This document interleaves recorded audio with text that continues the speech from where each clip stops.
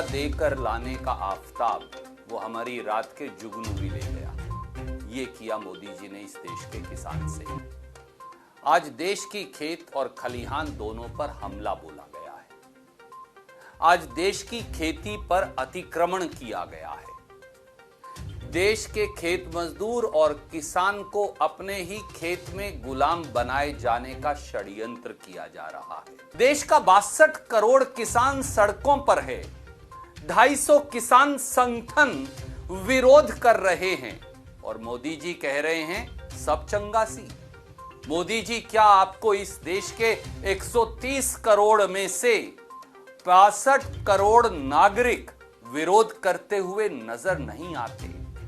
काश हल्का मूठ पकड़कर कभी मोदी जी और नरेंद्र सिंह तोमर कृषि मंत्री जी ने खेती की होती तो मालूम होता कि मां जो जमीन है, जब उस जमीन को गिरवी रखने का सरकारें षड्यंत्र करती हैं तो कितना दर्द होता है। जब पेट की रोटी कोई छीनता है किसान की तो कितना दर्द होता है। जब अन्नदाता और भाग्य विधाता को बंधक बनाने का षड्यंत्र होता है तो कितना दर्द होता है। तीनों काले कानूनों की बात करें। मोदी जी कहते हैं मंडियां खत्म हो जाएंगी तो किसान को बेहतर रेट मिलेगा। कितना बड़ा बरगला रहे हैं और झूठ बोल रहे हैं देश के प्रधानमंत्री।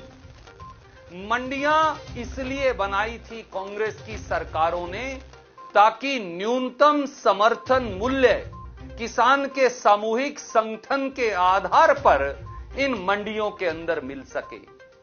मोदी जी बताइए, अगर मंडियां खत्म हो गई तो किसान को न्यूनतम समर्थन मूल्य मिलेगा कैसे?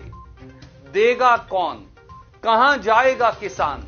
कैसे लेगा वो न्यूनतम समर्थन मूल्य किसान? क्या food corporation of India 15.5 crore किसानों के खेत में जाकर न्यूनतम समर्थन मूल्य देकर आएगी? जवाब बिल्कुल नहीं में है।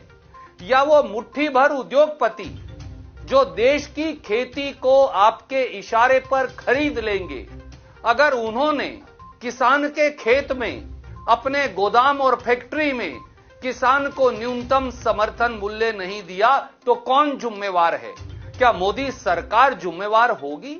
किसान को लूटने का यह सबसे बड़ा और साधारण धंधा है। दूसरा, किसान के पास, क्या आप जानते हैं कि गांव से शहर तक आने का किराया नहीं?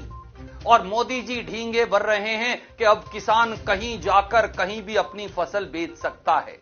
मोदी जी, आपने कभी खेती की है? देश के कृषि मंत्री नरेंद्र सिंह तोमर जी का इलेक्शन एफिडेविट पढ़िए दोस्तों। उनके पास 1 इंच खेती की जमीन नहीं। देश के प्रधानमंत्री खेती नहीं करते, देश के कृषि मंत्री खेती नहीं करते, देश के गृह मंत्री खेती नहीं करते, देश के रक्षा मंत्री खेती नहीं करते, और हम किसानों को यह खेती का पाठ पढ़ाते हैं। किसान आज भी अपनी फसल कहीं बेच सकता है। पर क्या आप जानते हैं कि कृषि सेंसस 2015-16 के मुताबिक देश का 86% किसान 5 एकड़ से कम भूमि का मालिक है। उसमें से भी 80% किसान केवल 2 एकड़ भूमि का मालिक है। अरे उसके लिए तो 30 किलोमीटर दूर मंडी तक अपनी फसल लाना मुश्किल है।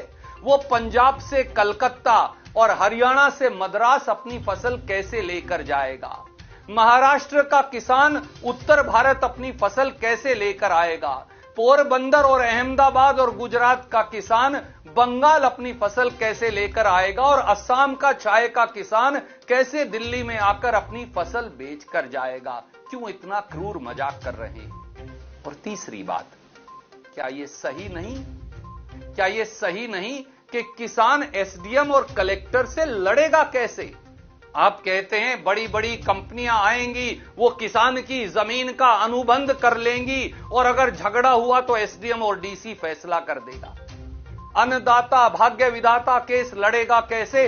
स्वाभाविक तौर से साथियों, ये अफसरशाही और कंपनियां मिलकर किसान के खिलाफ निर्णय देने वाली हैं ही।